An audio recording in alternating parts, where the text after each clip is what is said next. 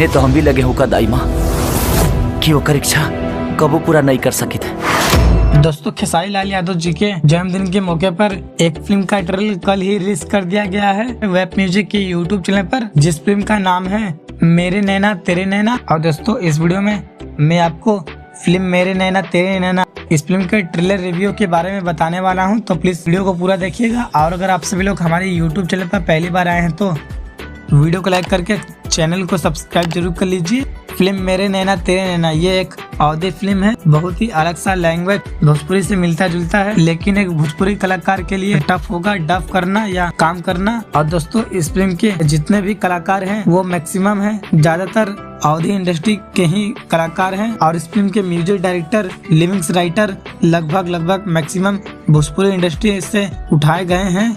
और सिंगर भी ओम झा है, प्रियंका सिंह है। ज्यादातर अवधी इंडस्ट्री के ही गाना भी आप सभी लोग सुनेंगे तो अवधी टाइप पर है।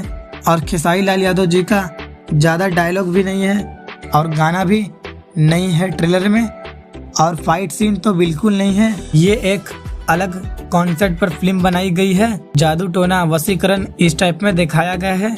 खेसारी लाल यादव इस फिल्म में अंधे रहते हैं और इस फिल्म के ट्रेलर में बहुत कुछ डिफरेंट लग रहा है। और इस फिल्म का स्टोरी भी कुछ समझ नहीं आ रहा है और हीरोइन भी नहीं है अवधी इंडस्ट्री की, जिनका नाम है खुशबू शर्मा।